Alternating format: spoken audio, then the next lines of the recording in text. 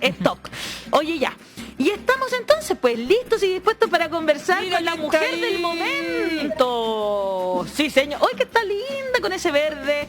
Verde que te quiero verde. ¿Cómo? Ay, muchas gracias, ¿cómo están? Bien. Y tú, Karina Oliva, primero agradecerte por haber querido romper el silencio, como se dice así como en los medios de comunicación. Mujer rompe el silencio. Mujer rompe el silencio hoy en La Voz de los que Sobran. Muchas gracias por conectarte con nosotros esta mañana. Ex candidata a la gobernación por la región metropolitana.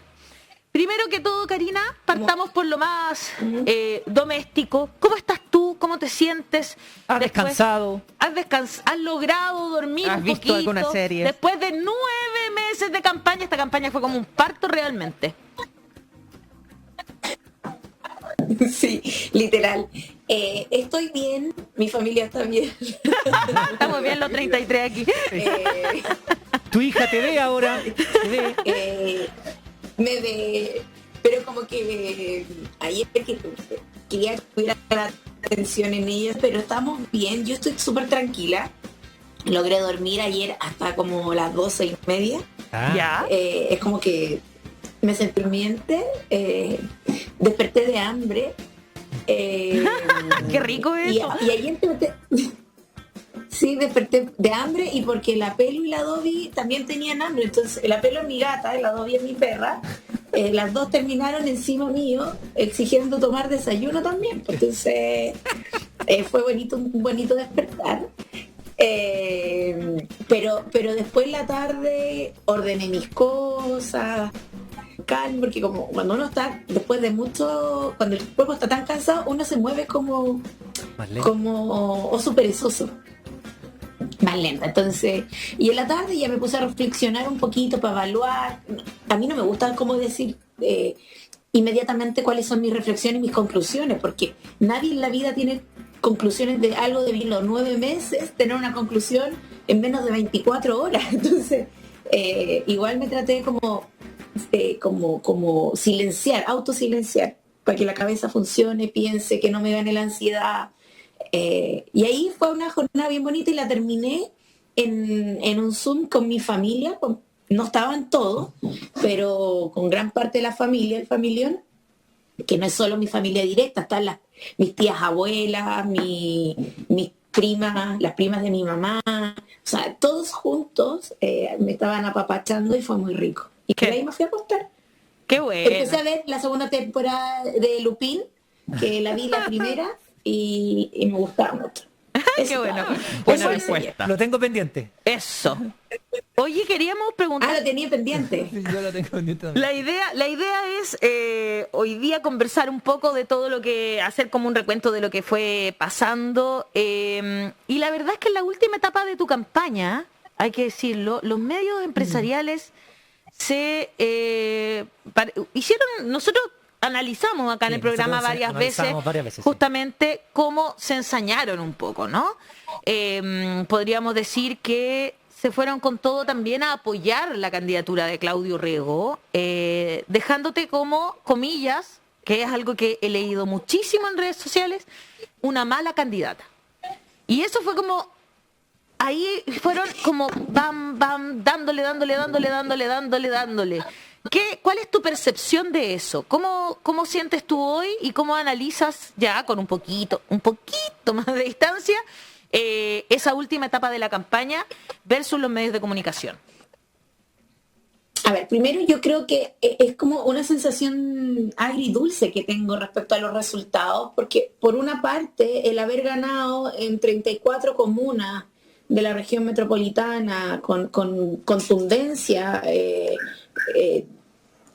también me deja con una sensación de tranquilidad, o sea, de sentir que ganamos en Renca, ganamos en La Pintana, ganamos en Puente Alto, en La Florida, o sea, en Maipú, tú generas una sensación de le llegamos no solo en función electoral a la ciudadanía, sino que también incluso afectivamente. Nuestra campaña se desplegó mucho desde la autoconvocatoria y los comandos territoriales, y yo creo, por cierto, que no soy una buena candidata para la derecha. Y sería extraño que yo fuera una buena candidata para la derecha. Sería sería contraintuitivo. Si la derecha dijera que yo soy una excelente candidata para ello, mi proyecto sería otro. Eso por una parte. Segundo, sí creo, como antecedente, es que nosotros sabemos que la derecha hace estas campañas cuando siente que puede perder su espacio de privilegio, más que el cupo electoral. Yo creo que aquí hay varios elementos que se conjugan. La derecha no sentía que si ganaba Claudio Rego o era una posición electoral, un cupo electoral, un escaño. Aquí se disputó más que un escaño. Y yo creo que eso también hay que decirlo. Aquí se disputaron proyectos políticos. Y eso es lo que hoy día generó parte de esta como agresividad muy violenta, de mucho ninguneo, de mucha misoginia y de mucho clasismo. Yo eso lo sentí permanentemente, y aquí lo digo con mucha responsabilidad, porque a mí no me gusta ser víctima de nada. Creo que me faltó tener la capacidad de saber salir a enfrentar esa situación de mejor manera, que esos temores que se trataban de instalar, poder neutralizarlos. Entonces, si yo sé que van a actuar así, la que se equivocó fui yo. Mira qué interesante. Porque yo tenía que estar más preparada para eso. ¿Cachai?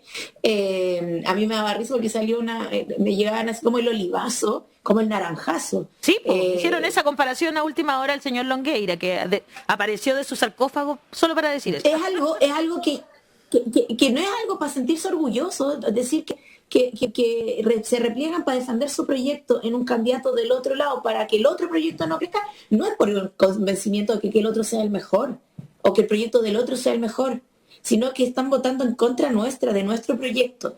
Y ahí creo que tengo cuentas tanto negativas como cuentas positivas. O sea, cuenta negativa, la perdimos. Pues si perdimos, porque algo no lo hicimos 100% bien.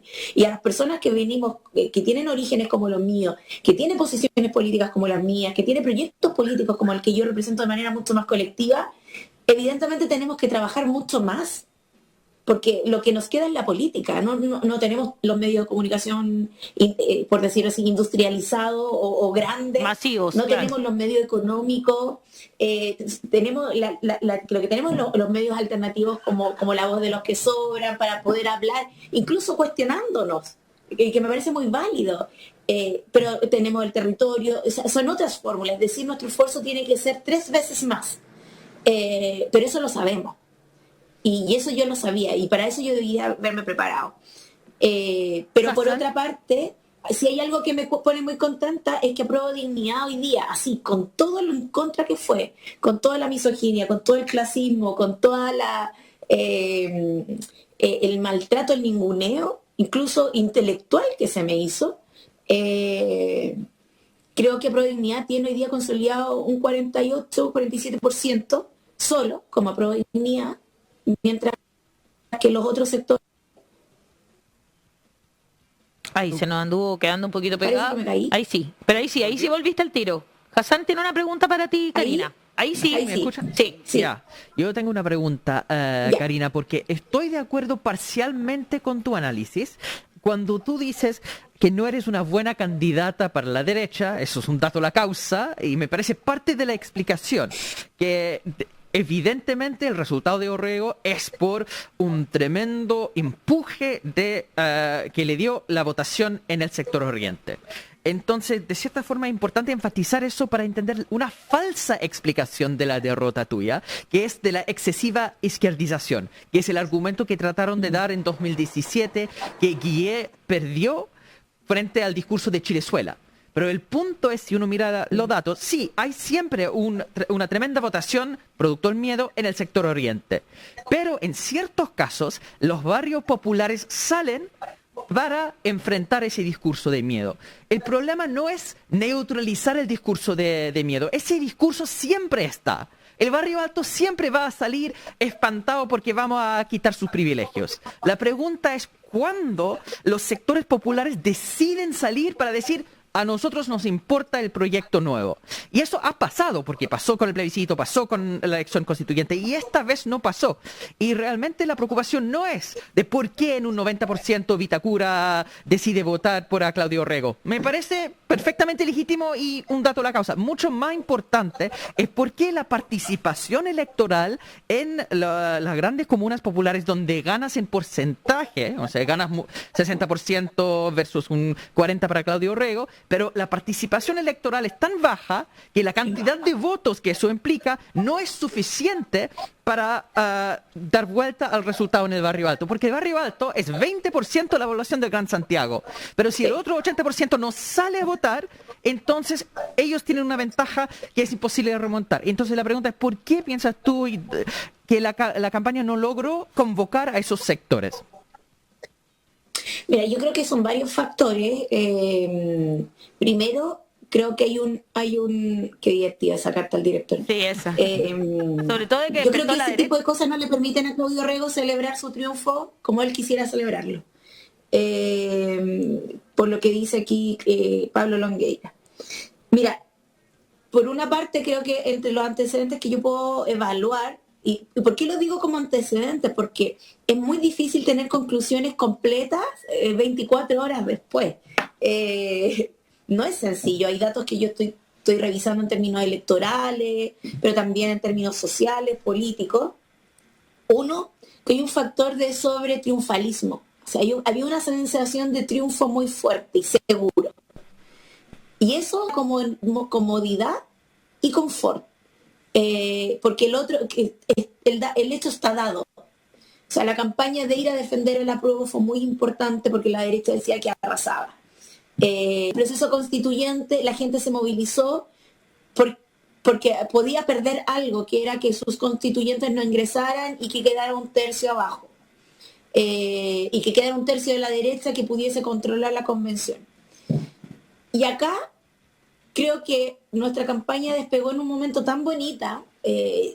O sea, a mí todavía me siguen llegando mensajes de voluntarios y voluntarias, ya, ¿qué viene? ¿Cómo nos organizamos? Karina, tenemos que seguir para la próxima. Y muy con mucha convicción de salir a buscar más. Pero hay un sector de los sectores más populares de la región metropolitana y del nivel país que todavía sienten que nada ha cambiado. Y después de 2 triunfos contundentes contra la derecha, esto era como que ya estaba por hecho, estaba dado. Y lo que es importante en política, que nada está dado porque sí. Todo está dado porque se trabaja para, sobre todo aquellos que no tienen el poder. Entonces creo que ahí hay un factor de movilización permanente que tenemos que hacer. Tiene que haber un proceso de politización de los barrios. Y me refiero, esto no me refiero a una sobreideologización, me refiero a generar una organización permanente de las comunidades, que entiendan por qué el equipo no sirve solo con un delantero, me refiero con un presidente, o solo con un mediocampo, el parlamento, y solo con una defensa municipio.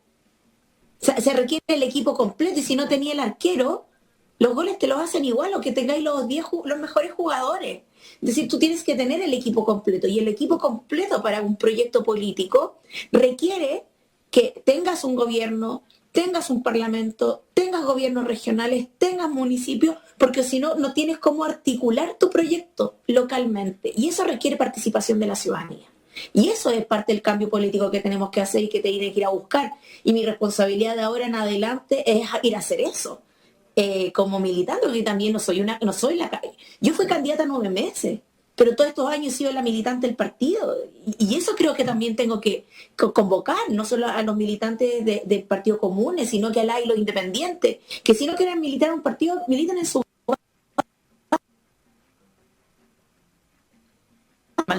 Ahí está volviendo poco. Tener equipo de delanteros. Daniel, ¿quiere entrar? ¿Nos escucha, verdad, Karina? No, es que la van a llamar por teléfono. Sí, lo escucho. No, si nos está escuchando, dale nomás, Okay. Daniel. Es que no sabía si... No, mira, hemos hablado harto de las razones. Yo quiero irme por un lado que ya comenté y creo que pueden decirme obsesivo y todo, pero acá hay un tema con los liberales, Karina. Los liberales fueron a primarias contigo y perdieron. ¿Hicieron campaña por ti los liberales? ¿Los viste alguna vez en campaña? Ya. Entonces, ¿qué te parece esa actitud de los liberales de haber ido a una primaria contigo, haber perdido? Y todos sabemos que cuando tú pierdes en una primaria te pones detrás del que ganó. ¿el hecho de haberse cambiado de conglomerado político no te da el derecho a no hacerle campaña a aquel con cual perdiste en la primaria? Porque ¿qué hubiera pasado si María José Cumplido hubiera ganado? ¿Tú hubieras ganado? ¿Qué hubiera pasado ahí? Entonces, ¿qué piensas tú de esa actitud de los liberales? Mira, yo creo que una de las cosas que más nos falta como sector, y me refiero al Frente Amplio y parte de la centroizquierda, que hay elementos importantes cuando uno construye proyectos políticos. Primero, entender que la diversidad de la ciudadanía es muy amplia. Las expectativas de la gente son muy diversas, pero sobre todo cuando tú ya construyes colectivamente, esto que siempre se habla, para la construcción colectiva tú requieres mucha convicción, disciplina y lealtad. Todo lo demás es una construcción personal. Entonces yo creo que ahí no hay proyectos políticos. Yo creo que ahí hay decisiones personales, elecciones por decisiones, mejor dicho, en función de tu necesidad personal, de dónde te suma más personalmente, no de la construcción colectiva.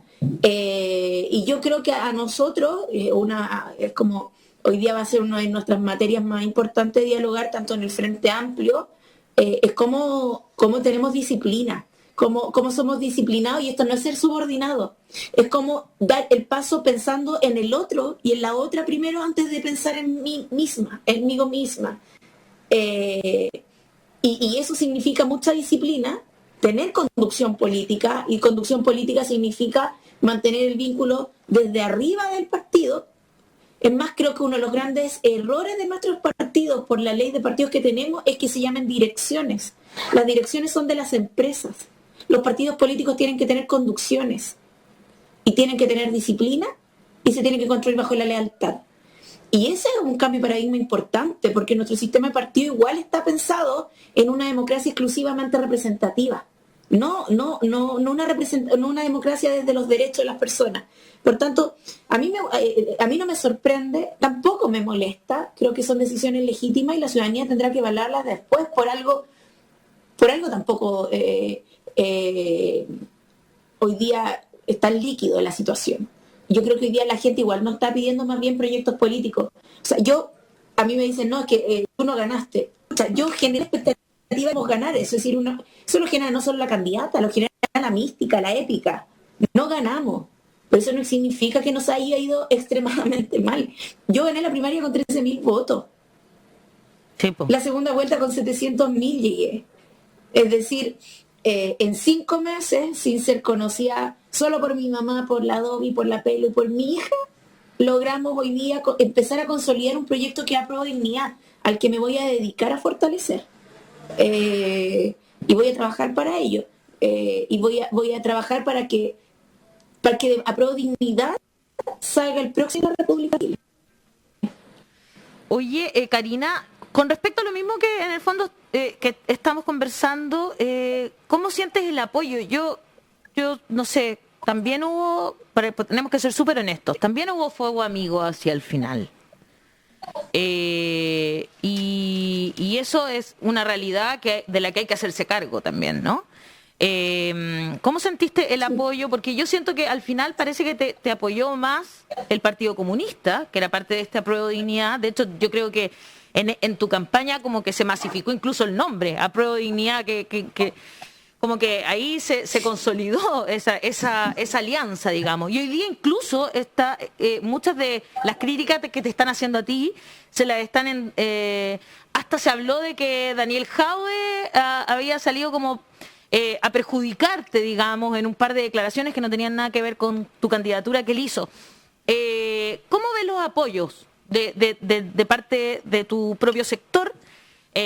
Si sentiste ese fuego amigo que personalmente vi, si tú también lo sentiste, y el apoyo del Partido Comunista por otro lado, que fue bien alineado, ahí sí saben alinearse, digamos.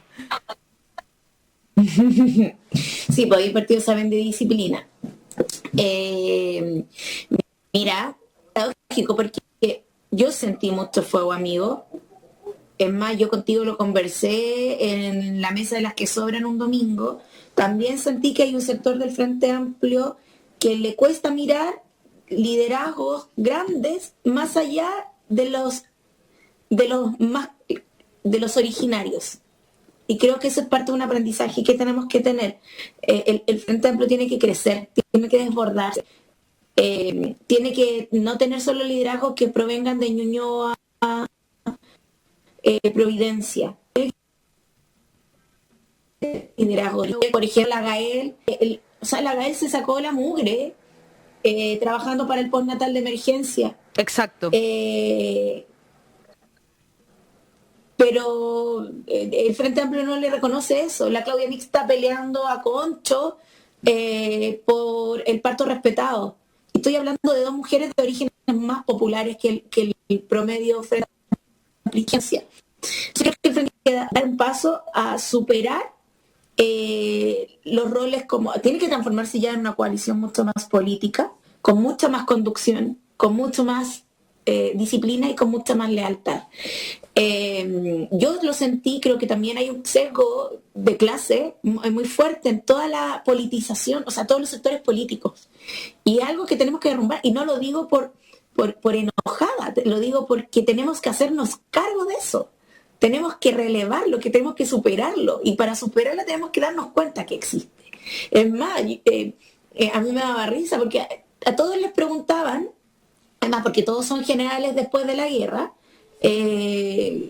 pero estar ahí es diferente. Creo que hoy día tenemos un desafío enorme. Es como el Frente Amplio consolida, no solo como prueba de dignidad, como consolida. Maldito internet. Y movilizar a los sectores y permitir. ¿Ahí sí. Dale.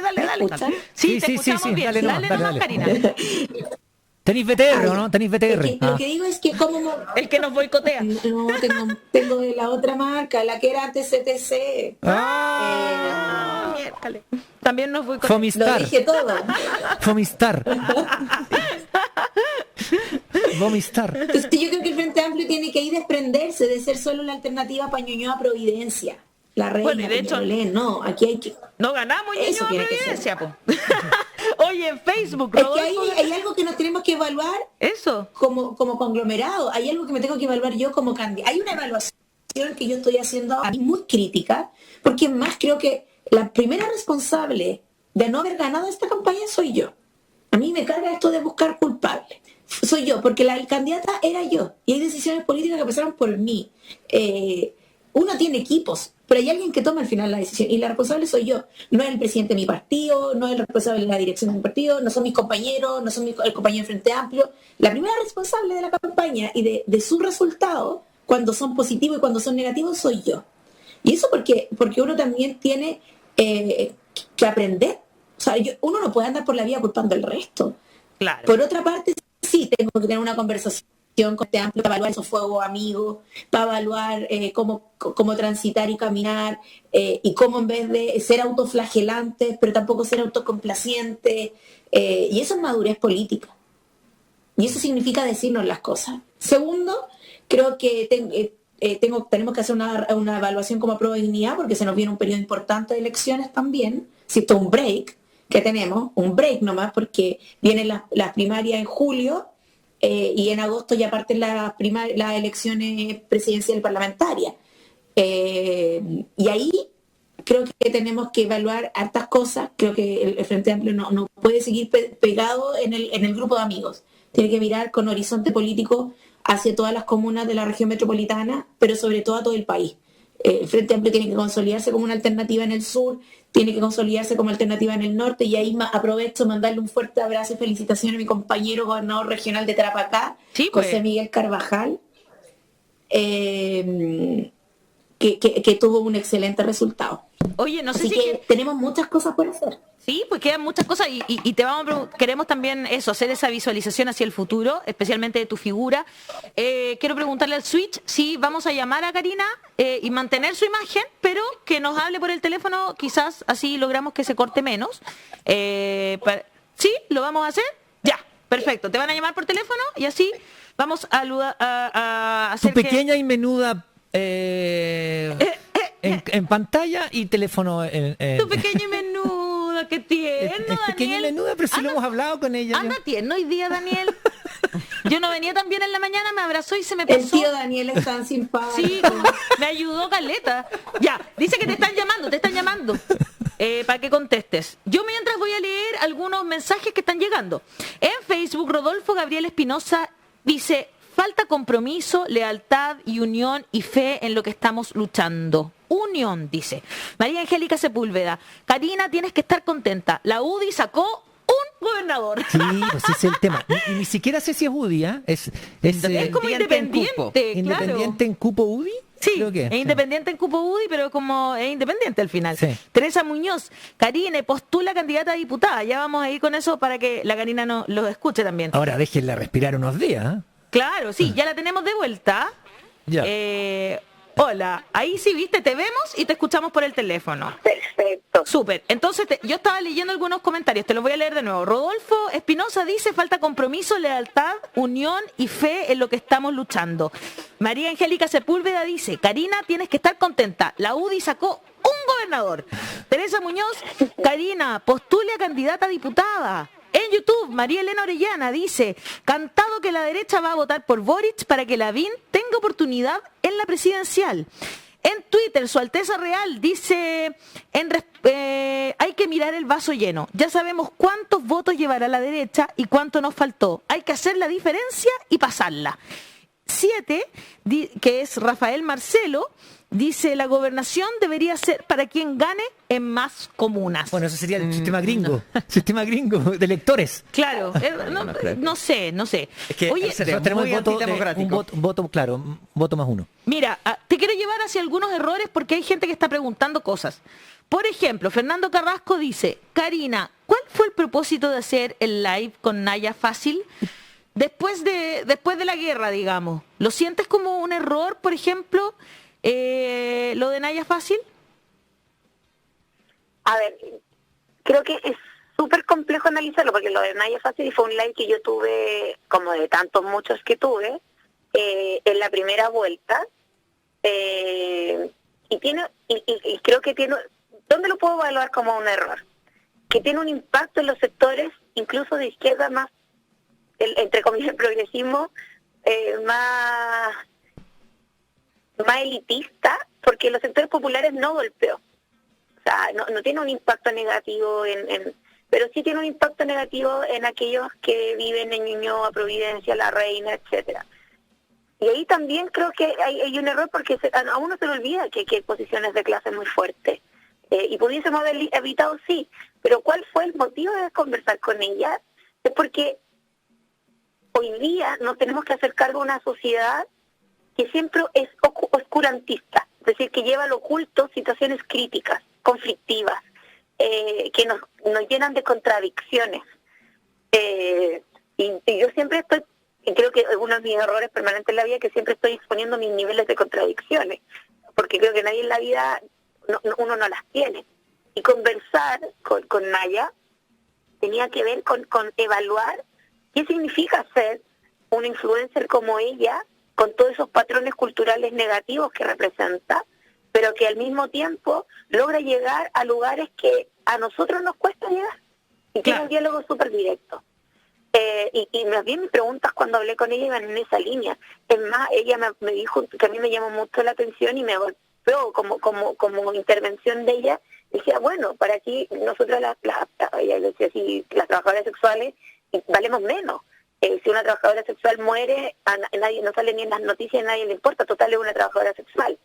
Y ahí creo que esos tópicos, sobre todo siendo como feminista, me generan contradicciones, me genera como algo nos tenemos que preguntar, algo nos tenemos que cuestionar, sobre todo cuando una ha trabajado y se cuestiona y trata de poner en discusión propia y colectiva el feminismo, pero también el feminismo decolonial.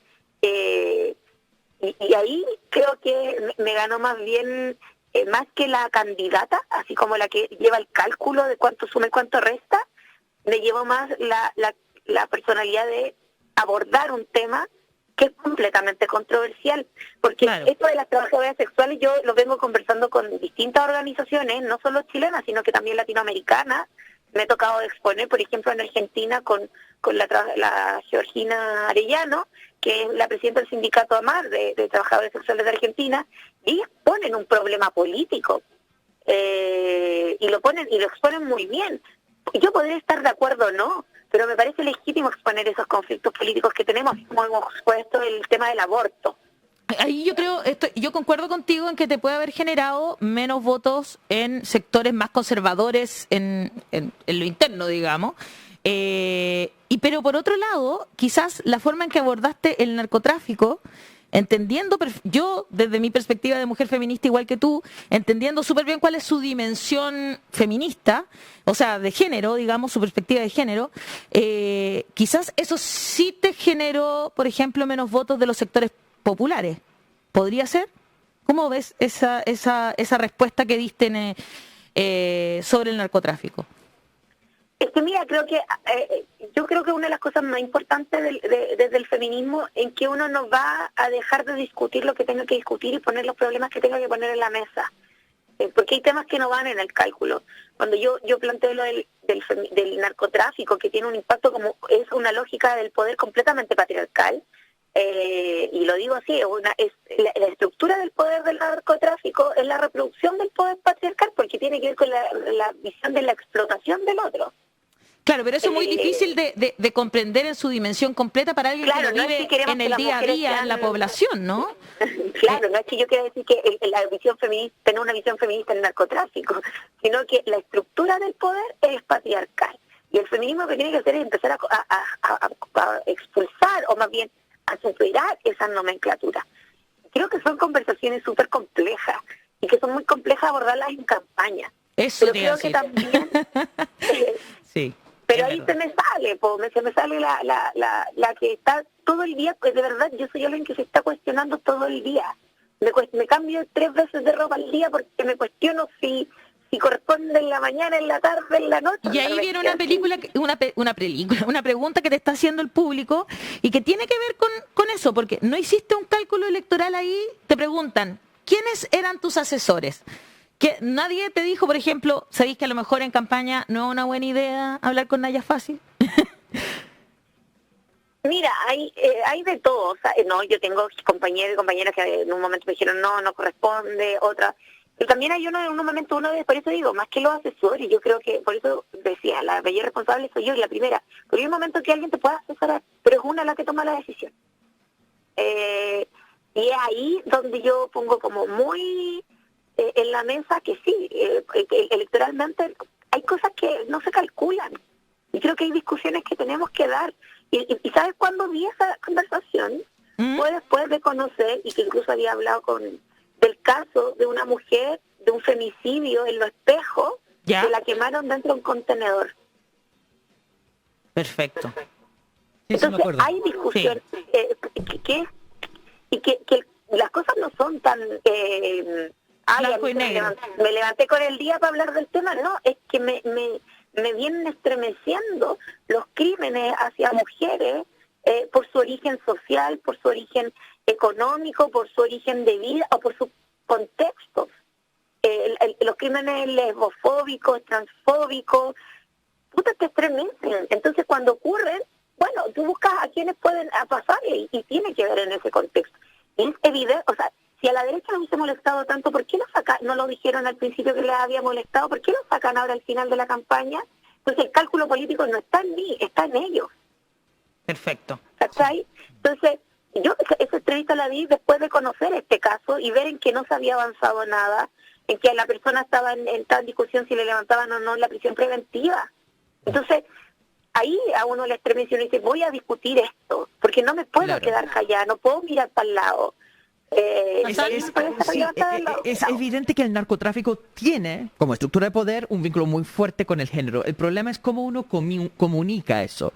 Porque cuando uno llega a la experiencia inmediata del narcotráfico, es el poder así de clase social evidente, de violencia, de delincuencia. Hay una serie de cosas antes que uno tiene como instinto, uno llega a la dimensión feminista ahí. Entonces, en la pedagogía uno empieza explicando la cosa que es más cercana a la gente para eventualmente llegar a los elementos que son más subyacentes. Pero hay un problema más bien comunicacional y ahí deben existir equipos para ayudar porque no debe ser la candidata sola, hay que tener apoyos más amplios.